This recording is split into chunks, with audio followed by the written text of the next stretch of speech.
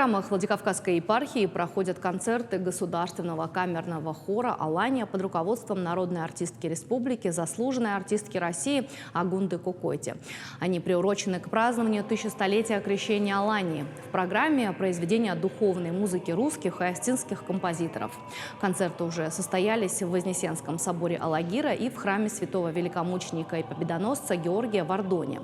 Сегодня всех желающих ждут в храме святого равноапостольного князя Владимира исторической резиденции владикавказских архиереев. Идея проведения концертов принадлежит Агунде Кукойти.